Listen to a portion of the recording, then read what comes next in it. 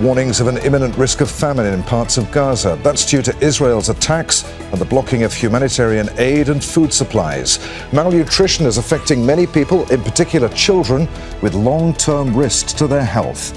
Is Israel using starvation as a weapon of war? This is Inside Story.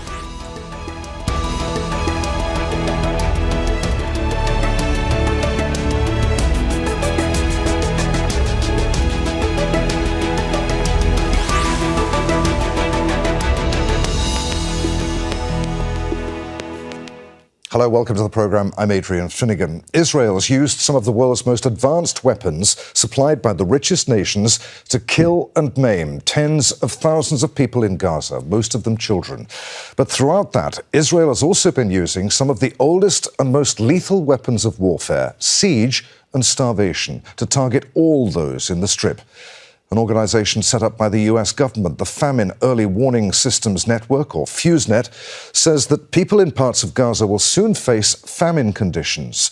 A lack of medicines, a health system largely destroyed by Israel, along with sanitation and water supply networks, and dire living conditions have caused a catastrophic health crisis in Gaza. The population has been further weakened by malnutrition, with infants, nursing mothers, children, and the elderly most affected. So how bad is the situation right now, and is it worsening? And is Israel deliberately using starvation as a war tactic? We'll ask our guests these questions shortly, but first, a report from Sarah Gill. Amar lives with her family in this makeshift shelter in Gaza. There is no one around. They're surrounded entirely by the rubble and the quiet. Every day, she sends her children to search for food. 2 of our children leave every morning at 8:30 to queue at the food distribution point, where they must wait until noon. If they can bring back food, we'll have dinner. If not, we must leave it to fate. The food distribution points across Gaza are scenes of desperation. Thousands of children squashed together, holding out empty bowls, waiting for anything that might fill them. This is the daily reality for civilians in the Strip, where life has become a constant battle to survive. We are suffering with everything. There is no flour, sugar, oil, or anything in the house. We do not want to eat. We only want to feed the children. If the children eat, that is enough. They are all in the house crying. We came here, but we didn't get anything. The pot is empty. The UN warns the entire population of Gaza is facing crisis levels of hunger. That's 2.3 million people. Humanitarian agencies say not enough aid is getting into the territory. Before the war, around 500 trucks crossed each day. But Oxfam reports that since October, only 12 trucks have entered the north. In May, the International Court of Justice accused Israel of using starvation as a weapon of war, something Palestinians suffer with every day. But Israeli authorities deny.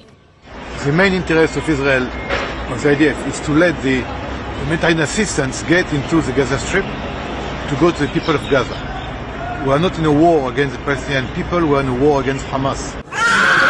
On top of the hunger, there's a scarcity in healthcare.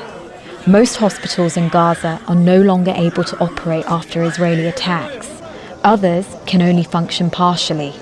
That leaves thousands of Palestinians struggling to survive their wounds, illnesses, and malnutrition. All the consequences of a war in which no man, woman, nor child is spared. Sarah Gill, Al Jazeera, for Inside Story. Well, the US organisation saying that famine levels are imminent in northern Gaza, as we mentioned earlier, is the Famine Early Warning Systems Network, or FuseNet. Set up in 1985, it lists its partners as US government organisations and agencies such as the Department of Agriculture, NASA, and the US Geological Survey. It's concluded that deaths from starvation are likely to pass levels classified as famine in northern Gaza as soon as January. The Famine Early Warning System Network says that unless Israel allows more aid into northern Gaza, up to 15 people a day will die of starvation and related illnesses as early as January. The mortality threshold for famine is considered to be 2 or more deaths a day per 10,000 people. The UN says that all aid has been blocked from entering northern Gaza once again, with only 12 trucks able to deliver food and water since October. However, the findings came under attack from the acting US ambassador to Israel, who questioned the organization's methodology. FuseNet now says that its alert is under further review and is expected to be re-released with updated data and analysis in January.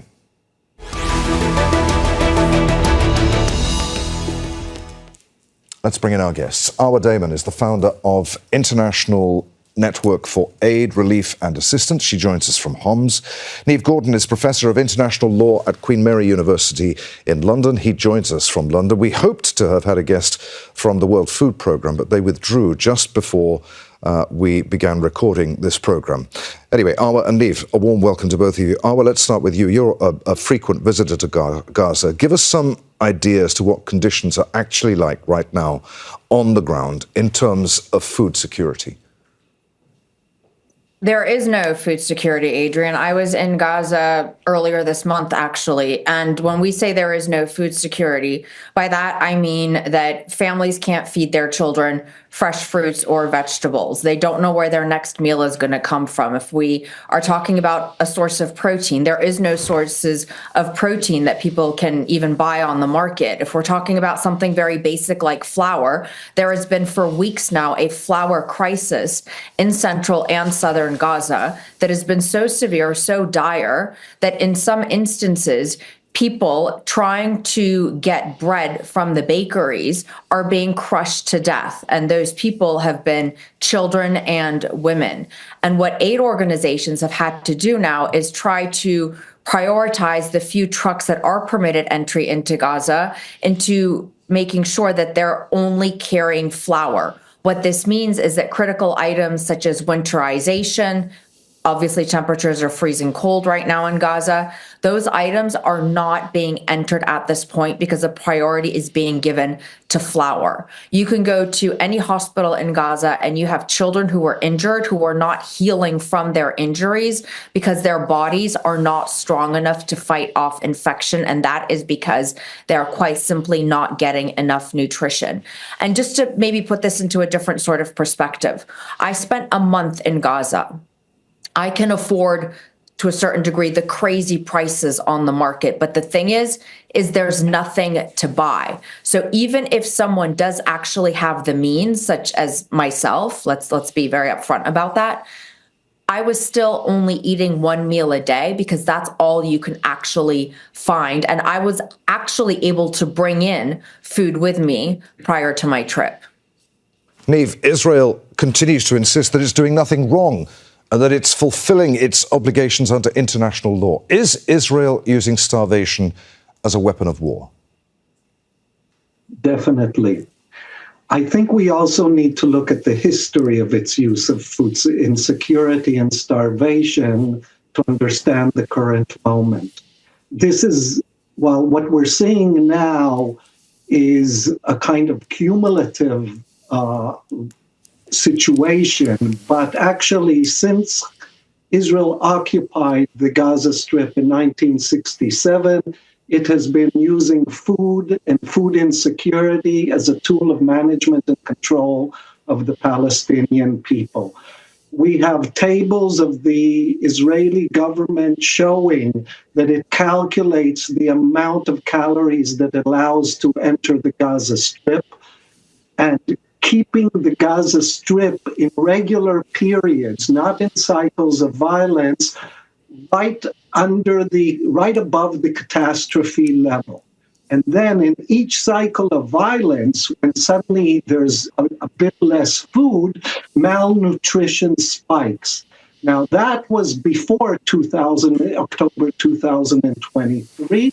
In October 2023, the Israeli government said very clearly that it wants to use food as a weapon of war in order to defeat Hamas. But what it actually is doing is using food as a weapon of war in order to advance settler colonialism, in order to empty the northern Gaza Strip of the civilian population so that Jewish settlers... It's committing genocide, you're saying? I think Israel is committing genocide in the Gaza Strip. I think that most human rights organizations have already reached that conclusion. Most international lawyers have already reached that conclusion.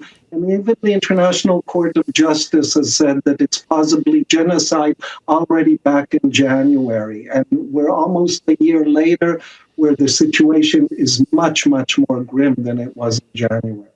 Arwa, you touched upon it a few moments ago. What does starvation do, in particular to young bodies, in terms of normal mental health and physical development? It completely hinders it. You know, I mean, think about a baby and how quickly they're growing and their organs, key vital organs, are developing.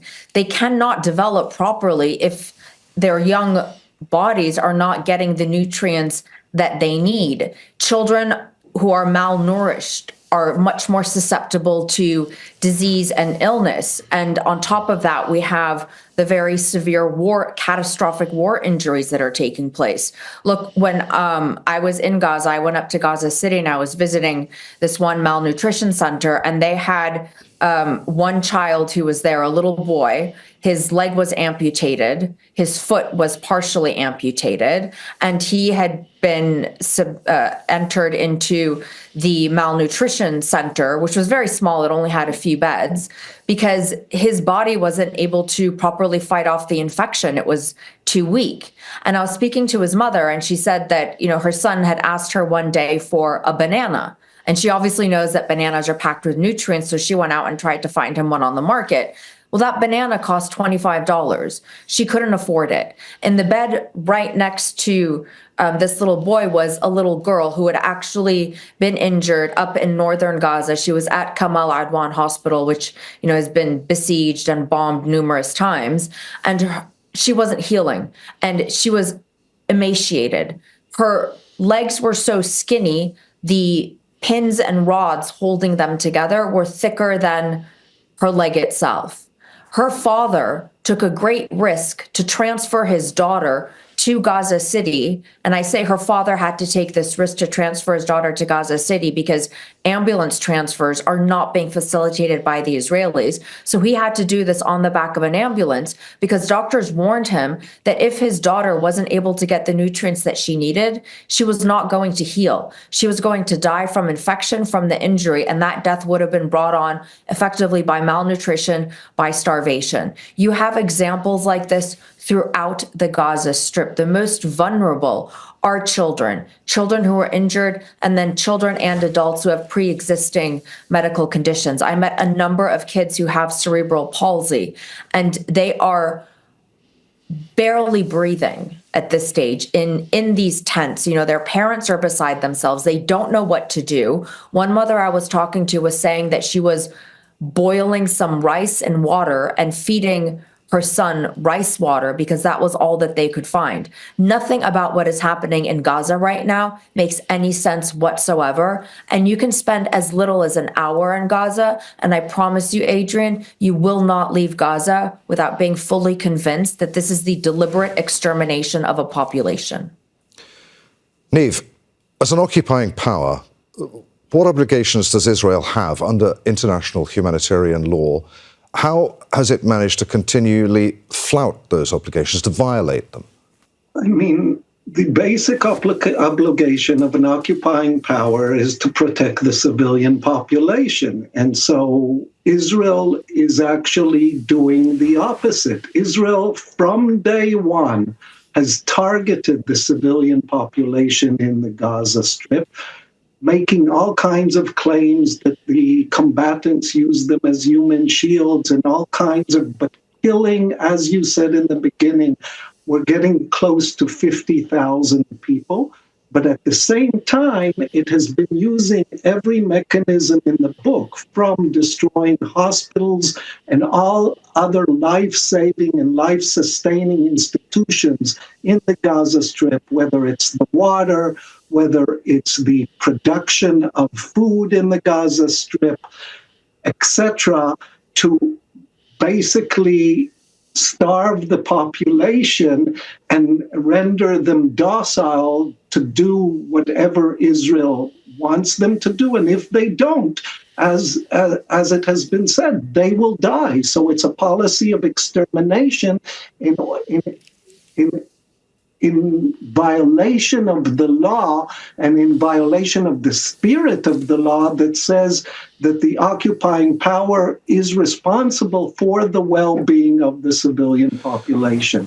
And so civilians are targeted by Israel from day one.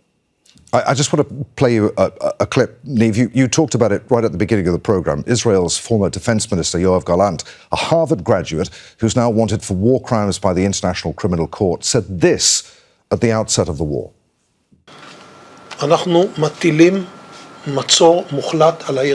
I have ordered a complete siege on the Gaza Strip. There will be no electricity, no food, no fuel. Everything is closed. We are fighting human animals and we are acting accordingly.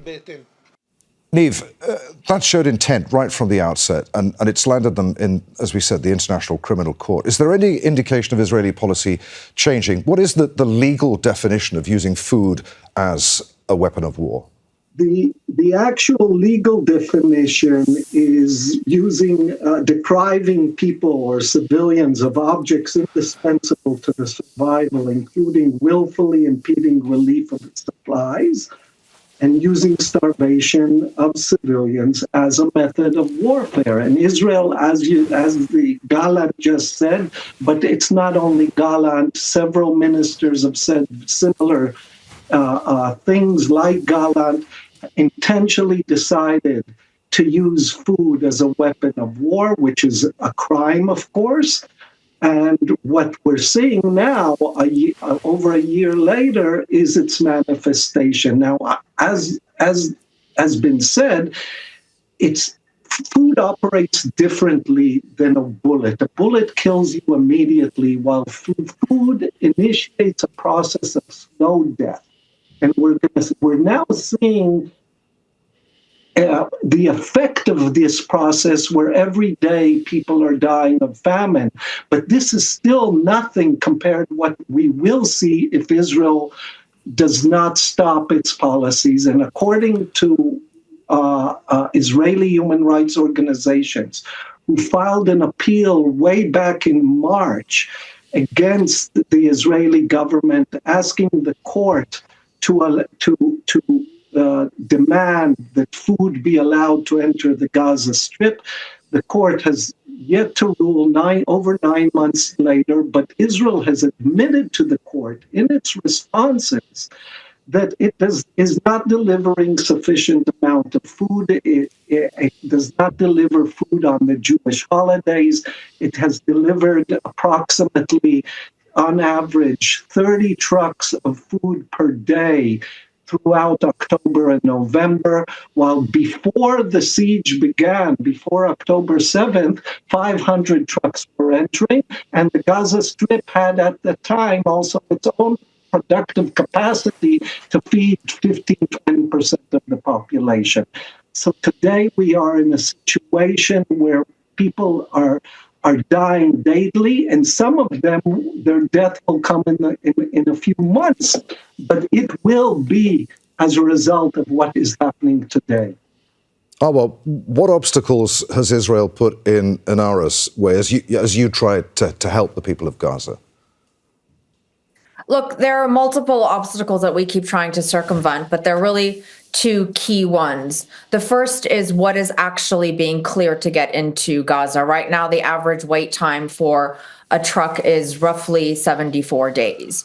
The other issue is moving the humanitarian items from the crossing point, with Kerem Shalom, or Kerem Abu Salim as it's known, being the main one, further into Gaza. And that is where we keep coming across the looting and the criminal activities that are taking place that are basically meaning that the aid is getting lost. And no, this is not being carried out by Hamas. These are criminal gangs that are operating in areas that are fully under Israel's control. There are areas that are designated a red zone. These are areas that we can only move through. Our trucks can only move through after very lengthy and careful coordination with the Israeli side and after receiving a green light from the Israeli side. We have repeatedly been asking for either alternative routes that are more secure or for Israel to secure the routes that it is designating for our use.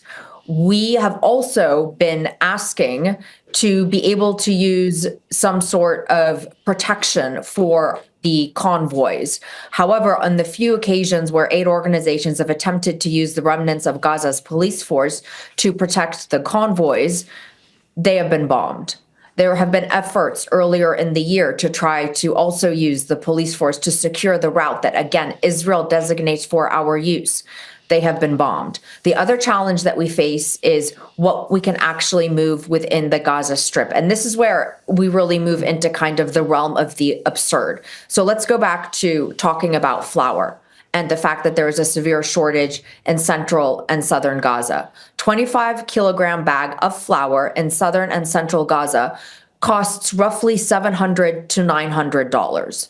Obviously, it is completely unaffordable. But here's the crazy part is in Gaza City itself, that same bag of flour costs you roughly $1.50 to $2. Because Israel is letting flour into Gaza City, but it's only letting flour into Gaza City. So in Gaza City, there's plenty of bread to eat, but very little else. In southern and central, zero bread, zero flour, very little that's affordable on the market. And we, aid organizations, are not permitted to move flour, for example, from Gaza City to the rest of the Strip. And so you've got layer upon layer upon layer of these like ridiculously absurd challenges that you keep trying to, jump mental hoops around. And it's just, it really feels like it's a situation that's being made so deliberately impossible to try to force aid organizations to somehow just give up, except none of us are willing to give up. We're not going to give up. Neve, we talked earlier about the US organization, the Famine Early Warning System Network, saying that unless Israel allows more aid into northern Gaza, up to 15 people a day will die of starvation. And the mortality threshold, of course, for famine considered to be 2 or more deaths a day per 10,000 people. Is Gaza already suffering a famine? Why the debate about the use of that word? Is it perhaps a statistical issue in that it's hard to pin down actual numbers in Gaza due to the logistical problems around gathering data there? So there are several issues here. One is evidence. Israel does not allow foreign journalists to enter the Gaza Strip. It does not allow several fact-finding missions to enter the Gaza Strip. It wants to cover up the evidence. And so that has been a strategic policy of Israel since day one. 2, if the U.S. admits that Israel is carrying out famine in northern Gaza, then according to its own laws, it cannot send weapons to Israel. It cannot aid this use of starvation as a weapon. So the U.S. itself is in a kind of bind. Some of its agencies are looking straight forward and seeing what they see and are saying, hey, Israel is carrying out starvation and using it as a weapon against the Palestinian people. And others are saying, hey, but if we admit to this, then we can't continue to support Israel like we want to support and have been supporting it since October 7th. And therefore, we cannot admit to it. And we can say there's insufficient evidence. And there's insufficient evidence because Israel's not allowing people to enter. What is important for the viewer to understand is that there's a logic here from the very beginning. And that is a settler colonial logic, whereby Israel wants to displace and replace the population in northern Gaza, and the weapon it is using to do that, to ethnically cleanse them from 1/3 of the Gaza Strip is starvation. And that is now very clear, even though Israel's trying to stop evidence from exiting the Gaza Strip. Arwa, you say that Inara is not going to give up. Other aid organizations are not going to give up either. What's your message right now to the international community, indeed the world watching this program? I think if you're watching and you are not absolutely appalled and sickened, not just by what you're hearing, but by what you've been seeing over the last 14, 15 months, you really need to ask yourself why. And we also need to collectively ask ourselves how it is that we have permitted this to continue for this long. The sad reality is that nothing that was said during this program has not already been said time and time again over the course of the last year. I feel like I'm constantly on rinse and repeat, looking for words to add an extra level of urgency to what it is that I'm saying, except those words do not exist. Every single time I go to Gaza, and I've been there 4 times now, I keep thinking to myself, it can't quite possibly get any worse. And yet somehow it does. And you see the toll that this is taking on people beyond the bombs and the bullets and the physical injury. You see it in the way that they move, the way that they carry themselves, the way that their faces are just almost devoid of expression, the way that their eyes are deadened, the way that you can't barely coax a smile out of a child because people are psychologically exhausted, but they're also physically exhausted and they are hungry. When you meet up with your crew in the morning, for example, the conversation isn't, hey, how are you? It's, hey, what did you eat last night? You know, this idea of hunger and starvation, it permeates every single fiber of your being. Getting food for yourself and for your family adds on an extra level of strain and toll onto everybody, and it is beyond being sort of a stain on our collective humanity that we have allowed the situation not just to deteriorate to this point, but actually to continue this long. And there we must end it. My thanks to you both, Arwa Damon and Neve Gordon. Thank you for watching. Don't forget you can see the programme again at any time by going to the website at aljazeera.com. For further discussion, you can join us at our Facebook page at facebook.com/AJ Inside Story. And of course, you can join the conversation on X, our handle there at AJ Inside Story. From me, Adrian Finighan, and the team here in Doha. Bye for now.